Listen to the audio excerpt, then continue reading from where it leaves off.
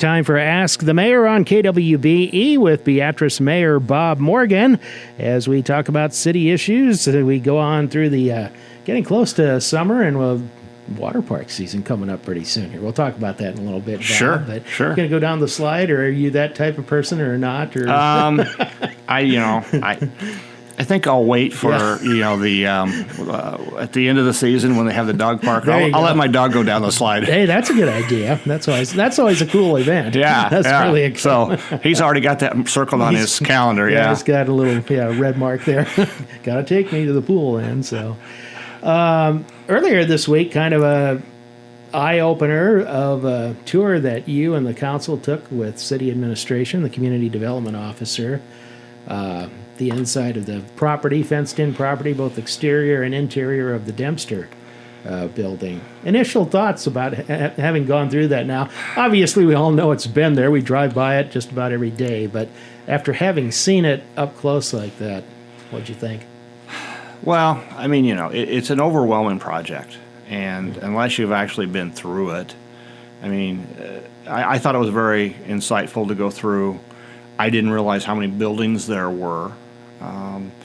And there's a certain degree of sadness as you go through it because there are some things in there. I mean, there was obviously things in there that looters wanted to take and did, but there's also, the used brick. You've got some really good lumber and you've got some steel, but it's just overwhelming. I don't know how you would have anybody come in from a salvage standpoint and salvage those things. And, it was also one of those things that you could still see, remnants of a very successful business that Dempster's had built. And so, it's the end of an era. And so now, we've known it's been there for a number of years. But if you walk through it, you realize that, we do have to start thinking about how do we, eat this elephant one bite at a time. Yeah. One thing that was kind of, I don't know, not surprising, but all the company checks and paperwork and files and things just left behind there. There was an entire room that, it's just paperwork month by month, a vault area that people just left, and whatever was there is still there. It is amazing. I mean, it's just amazing. The floor is just littered with business papers. Yeah. Blueprints, a little bit of everything. Yes. I mean, and so there still is a lot of stuff there. And that's one of the things that, I guess I should backtrack and say one of the things that's holding us up for somewhat of a start is where Dempster sits. It sits on, I think it's 5 parcels or 4, 5, or 6 parcels. And so each parcel or each unit could be owned by other people. And so I think there's 3 parcels left maybe that the city doesn't own. And typically how we get them is because somebody's defaulted on their taxes, so we have to wait for the tax foreclosure sale. Isn't that like a 3-year process or something too? It is, and then you have to be careful because other people might buy them. And that's how the parcels got split up. Yeah. There's companies in big cities that never even look at property. And they see some tax sales coming up and they just buy a lot of them. Some will be successful. Some won't, and the ones that won't, they just let the taxes elapse, and then somebody else comes in and buys it. So I'm not saying we would be the only one in that market, but I would guess we were if they do any homework. Not owning a significant part of that property, is there still anything that could be done to just maybe on the surface start the cleanup, or is it worth doing that until you get everything in order and you own the entire area? I think there are some things we can do. The hard part of it is whatever we would do today or over the next year wouldn't be, you wouldn't see it. So, for instance, we know there's tires in there that are just loose that could be removed. We talked about all the business papers thrown over the floor. All the junk. We could hire a couple of people to come in and clean all of that up, and some of the loose metal and loose wood, all those things could be removed, which ultimately would help in the long run. But if you drove by, you would say, gee, I wish they'd be doing something in the building, even if we are. Yeah. I've got kind of a plan or a thought in my head, and visit with the council a little bit and see if I think we might have maybe some type of assignment. To me, I think it's time to, at the very least, try to develop some type of playbook. and so that we can start methodically going through and saying, okay, we can do this, we can't do this, and then put time to it, or at least try to put some estimated time to when we might actually need to spend some real dollars to tear it down. How restricted, if at all, are you by the environmental concerns? Because we saw the barrels, of the material in there that's contained in a chain link fence that has to be taken out of there yet. And of course, federal and state officials are concerned about stuff that was maybe dumped there over the years, or spilled out of something that was broken, or that type of thing. There's going to be a lot of work with the EPA as we go through the building. The barrels that are sitting there, I wish I knew what all the alphabet soup was on each one of them, so I knew what the chemicals were. But I do know that at least they've got them barreled up, and the Nebraska Department of Environmental Agency has been really good in helping us. I mean, they took the transformers out, they helped get all the barrels there, and I think they'll help dispose of those. I think where the real environmental costs are going to be, number one, as you walk through, as you saw loose tile on the floor, those 9-inch tiles as we were kicking were probably all asbestos. Yeah. And as you walk through the boiler system and the insulation that goes around all the piping, I think there's even a warning sign on it that says this contains asbestos. And so I think the asbestos removal will be huge. Yeah. And there are grants for that, but they typically are like $10,000 a year. And so, if you have $500,000 of asbestos to remove, that take an awful long time at $10,000 a year. Some of the buildings, the freestanding ones at the rear of the property that aren't connected to the main plant area, are those that can be removed earlier, or are they on property you still don't have in your possession or own? I think some of them still sit on property we don't own, and I think we're asking for some clarification. Once we own them, is whether we can remove them and not be liable for any type of contaminant that might be in the soil. How far can we take them down to the concrete and be okay? So we're still needing to find out what we can and cannot do from an EPA standpoint. That plant area is so overgrown with trees and brush. You even have a wildlife population in there. We saw 6 or 7 deer running around back there as we were driving around, starting the tour and everything. And I'm sure there's other mammals that are on site. It was amazing to see that, you drive by, you can't see a lot of things from the rear because it's so screened, but there's wildlife in there too. And right. And, I was surprised too at how far back the property goes. Yeah. I think it was right back up to one of the city streets. Yeah. And so, there's probably no question there's some things in the soil there that aren't good. And so that's the other piece. You got to have a plan for the property once it's torn down. And, building on top of it may or may not be an option based on what's underneath the concrete. What would be a best case scenario to totally remove it, have the area cleared out and done with? What are you talking about years wise, or is it even, can you even determine that at this point? I don't think I could make a good estimate. Yeah. I think the idea is somehow we need to get a manual, a playbook, or at least some type of plan of attack of how you get rid of it, and that might give us some hope of when that would be. Okay. Well, it is a major project, but it was an eye-opener, though, to go through that, especially the downstairs, too, with the big dining room and everything in the basement area where you can't see anything unless you have a flashlight down there, but pretty spooky place, but it was kind of interesting to go through that. It was. I am so, thankful that we were able to go through it, and, it just helps us understand what we have.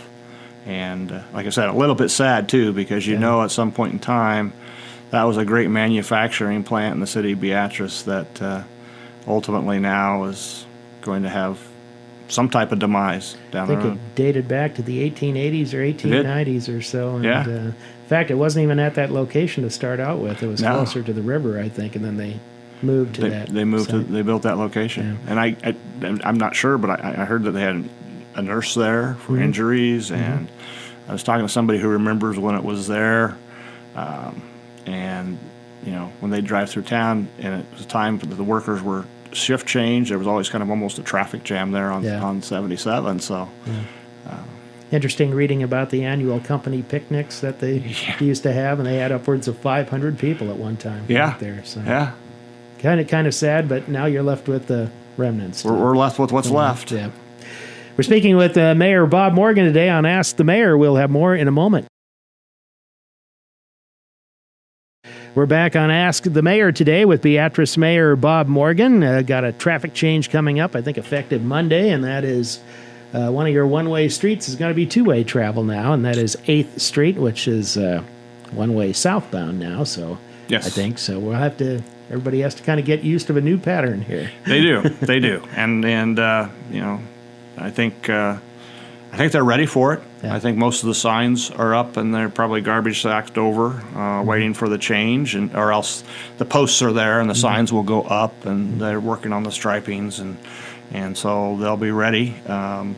You know, it is one of the one-ways that doesn't have as much traffic as the others, so I think that's going to be good. I guess, you know, we're all kind of habit of nature. You know, we're all creatures of habit, and I think that, you know, some of us will probably need to say, oh, wait a minute, I shouldn't be on that side of the street. Yeah.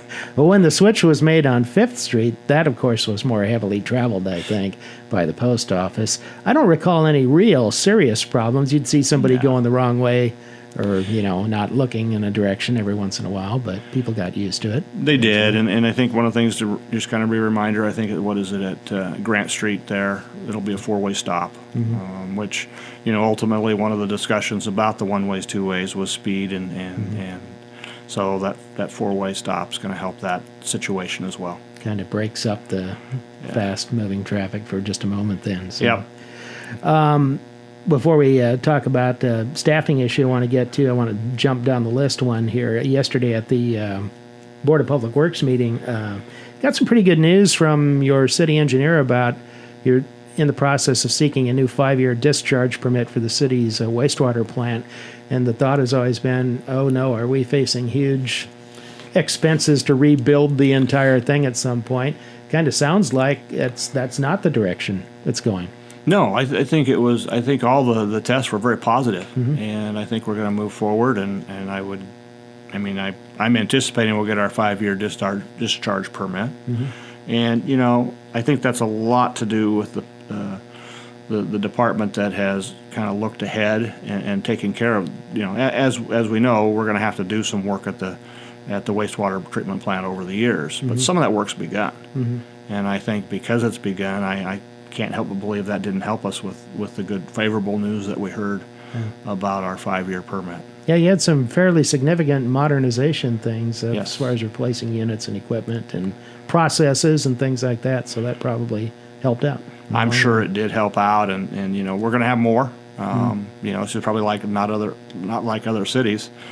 You know, some of those were caused by the equipment was obsolete and you can't get parts.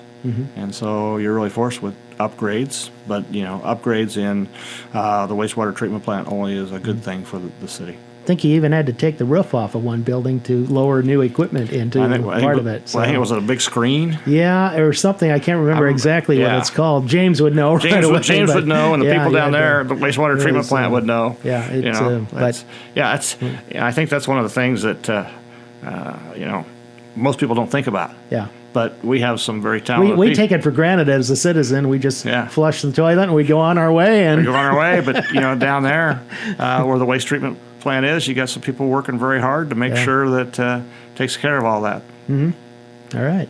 Well, some good news there at the Board of Public Works meeting yesterday. Did want to talk about a topic today that's been of some concern here recently, and I assume the city of Beatrice is not alone in this, but it's police department and law enforcement staffing. You've lost some positions. How has that affected so far the department, and how have you lost a lot of positions, or people going to other departments?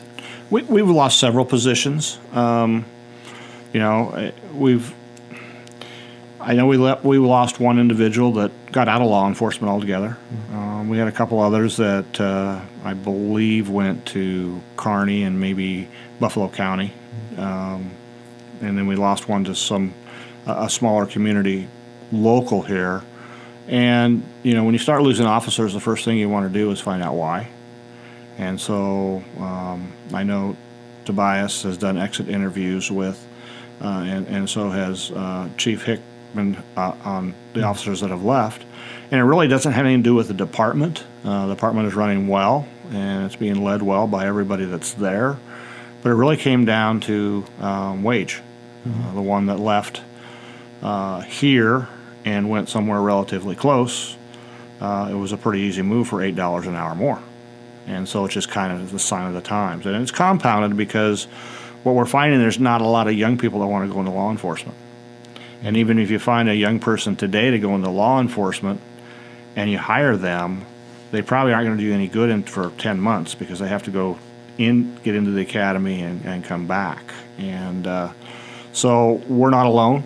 What did I see? I think there was an article in the Omaha World Herald where the Omaha Police Department, I think our starting wage is about $70,000 a year. We're not too far from that. We did take some steps to raise some wages. It kind of happens in between the contract because as you go through negotiations on wages, typically you use what you call the Court of Industrial Relations standards, which means you have to be within 98 and 102% of your array group. And that is towns that are twice the size and half the size of you. But in that array, it doesn't take into account your market area or your area surrounding us. And when we did that, we found out that we were well below where we needed to be. And we worked with the police department and came up with a new salary scale that is going to be operational right now under a mutual, MOU, a mutual agreement, and then it will go in and be addended probably in June with the contract. And it does extend that contract out to October of 2024. And so, we're very thankful for all of our employees, and we're thankful for law enforcement. And when you think about being down, it's one of those things you have to have law enforcement. And so that puts a lot of pressure on a lot of people when they have to pick extra shifts up and those type of things, and you got to pay, there is the cost of overtime in there as well.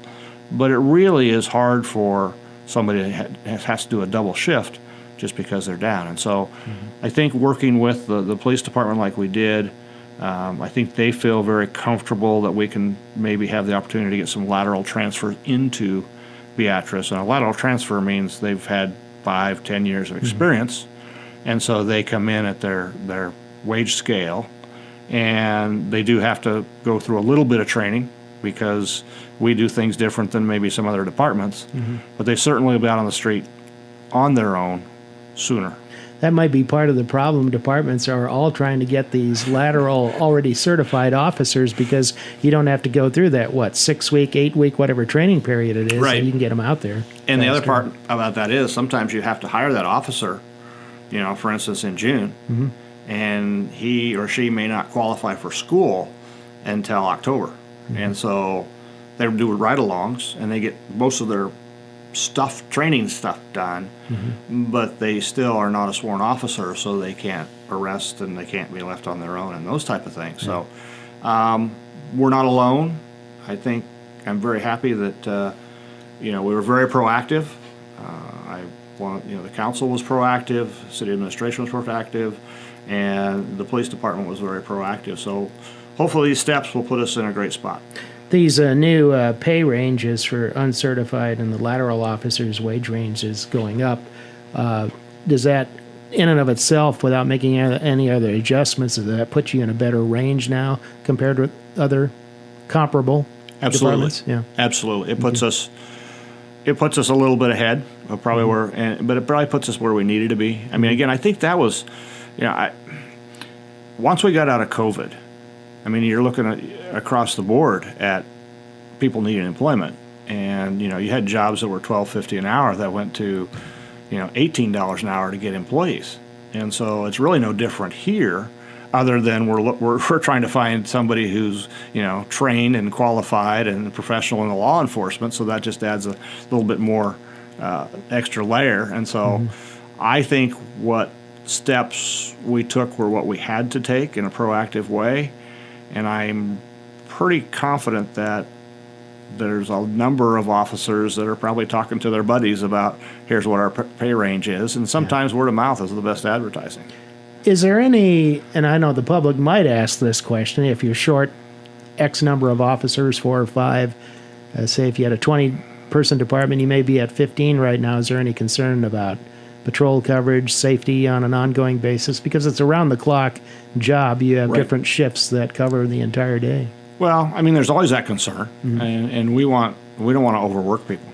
Yeah. And so, again, that was part of the thought process as we went through there, and made a significant change to the pay scale. Okay. Back to wrap up, Ask the Mayor with Mayor Bob Morgan in just a moment. Back on Ask the Mayor to finish up things today with Beatrice Mayor Bob Morgan. I almost had the date wrong on this. Coming up, not this Monday, but the next Monday, you have an open house event regarding the Court Street Master Plan project, which is going to be similar to what you did with Lincoln Street and places like that, kind of get public input. Correct. Yeah. Correct. We had an earlier one that we asked for input, and they're going to come back and probably give us a couple of options of what they've developed after the input that we had, and so we're asking for public input again to see what they've developed, and will probably be the same setup where you'll come into the city auditorium and there'll be, I call them storyboards, and they'll be laid out for people to make comments, and we urge the public to come in and let us know what they think. It's going to be on May 22nd from 4 to 6 p.m. Since you as a mayor and the council get to make the decisions on these things, do you get kind of an early look at what they've come up with so far, or do you just see it at the same time everybody else does? We will see it at the same time. We have not had any previews whatsoever. Yeah. But once they get a little more clear direction, typically what they'll do is then they'll go back and they'll start doing the design study a little bit, and they'll refine the idea, and then typically, I don't know, it might be September-ish to October, they'll come back and they'll present their findings at a city council meeting. That prospect of moving heavy truck traffic a block south and turning it more into a walking district type of thing, and I've probably asked you this several times before, but is there maybe less reluctance to accept that as an alternative now, do you think, in this day and age we're in, or what? Well, I think so. I think if you're thinking about a pedestrian walk area and having some outdoor eating area, having heavy truck traffic right near the street isn't conducive to that. I think if you look at a number of communities that have, I wouldn't want to move the highway more than one block. Yeah. But moving it one block, I think, still will maintain the traffic coming into the community, and it'll also give a nice environment for downtown. Okay. Well, summer season's approaching pretty fast, which means your Big Blue water park season is not too far away. I think it's usually Memorial Day weekend is the first start, like Saturday. Park all ready to go as far as you know? As far as I know, I think, the parks crew does a good job every year of getting that ready to rock and roll. And, not only does it include the water park, but we've got the splash pad, which turned out to be a very popular item that we added. Yeah. It's a popular place when it gets to be 90, 95 degrees. Absolutely. And gives, kids a nice place to be in the summer. At one time, wasn't there some discussion about maybe putting in a second one somewhere? I don't know if that's still on the board or a possibility. It was one of the, when I asked everybody what they wanted to see happen, I think it was on the list to add another splash pad somewhere and kind of spread them out between the cities, area and the cities.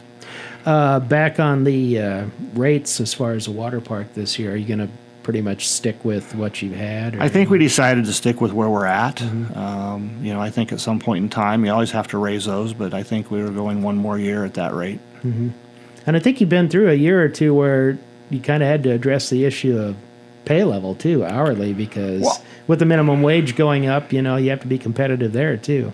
Yeah, I mean that's very, very true. I mean, we have to pay our lifeguards, a good wage, and there's, as I talked earlier, there's a lot of jobs, in the fast food industry and other industries that have raised their rates. So all of a sudden, kind of changes that market.